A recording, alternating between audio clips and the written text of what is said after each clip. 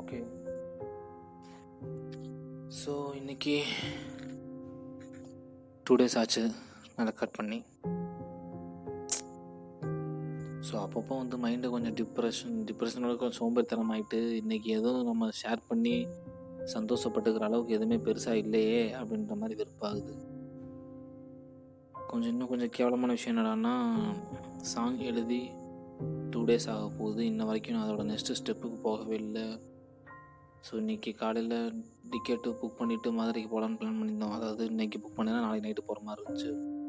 So ஆனால் ரஞ்சித்து அவங்க பெரியப்பா பையன் ஒருத்தவர் இங்கேருந்து காரில் வர்றதாகவும், அவனோட சிலிண்டர் எங்களோட குரோம்பேட்டை ரூமில் கிடக்கு, அதை எடுத்துகிட்டு காரில் போட்டு அப்படியே காரில் நானும் மதுரை போகிற மாதிரி பிளான் பண்ணியாச்சு.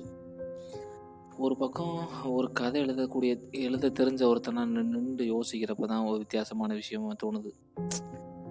நான் கொஞ்சம் யோசிச்சு பார்க்கலாமே, ஒரு 4 வருஷத்துக்கு முன்னாடி ஒரு அதாவது இப்போ சிலிண்டரோட பாயிண்ட் ஆஃப் வியூலேருந்து கதையை ஆரம்பித்தோம் வச்சுங்களேன். சிலிண்டர். ஸோ இதோட பயணம் மதுலேருந்து தான் தொடங்குது. மதுலேருந்து தொடங்குறப்போ சென்னையில் தனக்கான தேவை இருக்குன்றதை புரிஞ்சுட்ட சிலிண்டர் என்ன செய்யுது, சரி சொல்ல தெரில, ஆக்சுவலாக அது ஒரு சிலிண்ட்ரு. ஸோ அந்த சிலிண்டர் எடுத்து அந்த சிலிண்ட்ரு 4 வருஷத்துக்கு முன்னாடி சென்னைக்கு வர்றப்போ திரும்ப நம்ம மதுரைக்கு வருவோமான்ற ஐடியாவே இல்லை அதுக்கு. அப்படியே ஏதோ நம்ம அந்த நம்பிக்கையில் வருது, தூக்கிட்டு வந்து போட்டாச்சு, ரூமில் வந்து வச்சாச்சு, ஈஸியாக வச்சு ரூம்லேயும் வாழ்ந்துக்கிட்டு இருக்குது. சிலிண்டர் அப்படியே சுற்றி அந்த சிலிண்டரோட சர்க்கிள் போயிட்டே இருக்குது. ஒரு கட்டத்தில் தன்னை வர வச்சவனே திரும்ப மதுரைக்கு போயிட்டான். ஆனால் அவனால் சிலிண்டரை திரும்ப தூக்கிட்டு போக முடியல. வர்றப்போ இருந்த மாதிரி திரும்பியும் போகிறப்ப யாராவது கார் எடுத்துகிட்டு வந்தால் மட்டும்தான் கொண்டு போக முடியும்.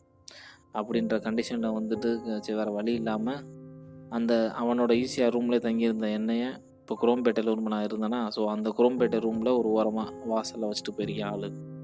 ஸோ அதை ஒரு வாரம் வச்சுட்டு போன, ஒரு வாரம் கழித்து சிலிண்டர் வந்து மதுரைக்கு வர வேண்டிய கண்டிஷனில் இருந்த நேரம் தான் கொரோனா அப்படின்னு ஒரு பெரிய லாக்டவுன் குண்டு போட்டாங்க.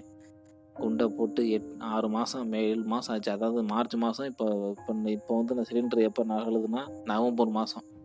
இவ்வளோ மாதங்களுக்கு கழித்து எனக்கு டிக்கெட்டு கிடைக்காம மதுரைக்கு எப்படி போகிறதுன்னு தெரியாமல் புலம்பிட்டு நிற்கிறப்ப தான் அந்த சிலிண்டரை ஒருத்தர் எப்படி எடுத்துகிட்டு வந்தாரோ அதே மாதிரி திரும்ப கொண்டு வரேன் அப்படின்னு சொல்லிட்டு கார் எடுத்துகிட்டு இங்கேருந்து ஒரு ஃபேமிலியோடு இங்கேருந்து சென்னையிலேருந்து மதுரைக்கு போகிறார் தீபாவளிக்காக.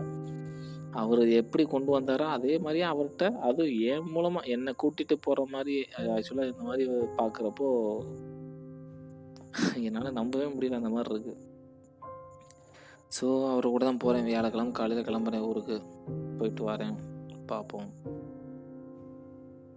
போயிட்டு எப்போனாலும் திரும்பலாம். ஏன்னா தீபாவளி அன்னைக்கே கூட முன்னாடி வரலாம். ஏன்னா இங்கே ஒரு ஷூட்டிங் வேறு இப்போ கேட்டு வச்சுருக்கேன் ஃப்ரெண்டு கூட. ஸோ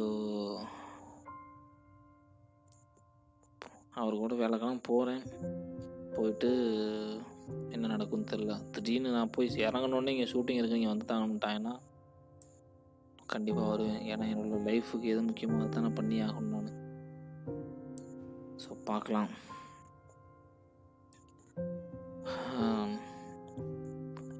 ஸோ நெக்ஸ்ட் விஷயம் அது இன்றைக்கி நடந்ததில்ல ஸ்பெஷல் திங்ஸ். இன்றைக்கி நான் 2 ஸ்லாட்டுக்கு பிளான் பண்ணேன். ஒரு ஸ்லாட் தான் இருந்துச்சு. சரி இன்னொரு ஸ்லாட்டுக்கான டயத்தை வச்சு நம்ம எதாவது பண்ணான்னு பார்த்தா அன்றைக்கி ஒரு புண்டையும் பண்ணல, பூரா வீணாக போனதான் மிச்சம். இன்றைக்கி இன்னொரு விஷயம் என்னென்னா, ராதிகா அக்காக்காண்டி இன்றைக்கி டயத்தை கொஞ்சம் அதிகமாக ஸ்பெண்ட் பண்ணுறேன். 2 ஹவர்ஸ் மேலே 2.5 ஹவர்ஸ் மேலே ஃபோன் பேசுகிறக்காண்டி யூஸ் பண்ணிவிட்டேன். அதான் கொஞ்சம் வருத்தமாக இருக்குது. அவங்ககிட்ட நான் ஓப்பனாக சொல்லலாம், நிறைய கேரக்டர் அந்த மாதிரி இருக்காங்க இன்னமும். என்னென்னா, மனசுக்குள்ளே வலின்னு ஒரு விஷயம் வர்றப்போ அந்த வலியை பற்றி தனக்கு எடுத்து சொல்கிறதுக்கு, ஆறுதல் சொல்கிறதுக்கு ஒரு கேரக்டர் வேணுன்ற மாதிரி உலகத்தில் உள்ள நிறைய பேர் எதிர்பார்க்க தான் செய்கிறாங்க. ஆனால் அது ஒரு சுயநலமாக தற்காலிக போதை மாதிரி யூஸ் பண்ணுறது தான் வெறுப்பாகுது.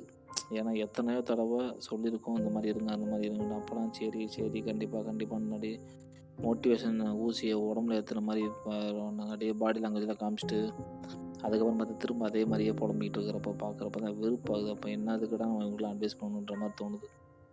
மேக்ஸிமம் அந்த விஷயத்த நான் ராதிகாக்காட்ட எப்போயோ பார்த்துட்டேன். இப்போ சரி கொஞ்சம் நம்பிக்கை வந்த மாதிரி வாழ்ந்துட்டு இருந்தாங்க. வேலை தேடிட்டு இருந்தாங்க. கொரோனா டைமில் வேலை போச்சு, இப்போ வேலை தேடிக்கிட்டு இருக்காங்க. ஸோ ஓகே, அடுத்த கட்டத்துக்கு நகர்ந்துகிட்டு இருக்காங்க. இந்த நேரம் வந்து அவங்களுக்கு கொஞ்சம் சப்போர்ட் பண்ணணும் அப்படின்றக்காண்டி நான் லைஃப்பை பற்றி எதை சொல்ல ட்ரை பண்ணிட்டு இருந்தா, அவங்க என்னடான்னா இன்னமும் அப்படியே பழைய சாக்கடையை தூக்கி தலையில் வாரிக்கிட்டு, ஐயோ என் லைஃப் இப்படி இருக்குது இப்படி இருக்குன்னு புலம்ப ஆரம்பிச்சிட்டாங்க. தெரில, பார்க்கலாம். எல்லாத்துக்கும் சொல்லிகிட்டு இருக்க முடியாது இல்லையா? ஸோ நெக்ஸ்ட்டு விஷயம் என்னென்னா, நாளைக்கு சதீஷ் கூட ஸோ அர்பன் கிளப்பில் ஃபஸ்ட் டைம் ஒர்க் பண்ண போகிறேன். இது ஒரு பார்ட் டைம் ஜாப் தான். ஸோ எப்படி இருக்குன்னு போய் பார்த்துட்டு வரலாம். அர்பன் கிளப் அவன் ஏசி டெக்னீஷியன் பார்த்துட்டு இருக்கான். ஸோ அவங்களோடய போயிட்டு ஏசி டெக்னீஷியன் ஒர்க் என்ன ஏதுன்னு பார்த்துட்டு வரலாம். வேறு ஏதாவது என்னென்ன ஒர்க் இருக்குன்னு போய் கேட்டு வரலாம். ட்ரை பண்ணி பார்ப்போம். அண்டு எனக்கு ஐயோ இன்னைக்கு நைட்டுக்குள்ளே நான் அந்த சாங்கை முடிச்சிட்டேன் அப்படின்னா, நாளைக்கு ஒர்க்கை முடிச்சுட்டு வந்துட்டு ஈவினிங் மேலே வந்து ரெக்கார்ட் பண்ணிட்டேன்னா வேலை முடிஞ்சு. தீபாவளிக்கு என்னோட சாங்கை ரிலீஸ் பண்ணிடலாம். நானும் பாட்டு பாட வேண்டாம் அப்படின்ற ப்ரூஃப் பண்ணுறதுக்காக ஒரு ப்ரூஃபை ரெடி பண்ணிவிட்டு நான் பாட்டுக்கு சந்தோஷமாக தீபாவளியை கொண்டாடலாம். ஆனால் இது நடக்க போகுது தெரியலையே. வெறுப்பாகுது. சரி ஓகே, ஃபஸ்ட்டு சாங்கை போய் முடிக்கிற மாதிரி பார்ப்போம். இப்போ வேகமாக பேசி முடிச்சோன்னு அங்கே போய் உட்கார்றப்ப வாங்க அப்படியா சரின்னு சொல்லிட்டு மண்டை அப்படியே அமைங்கிது.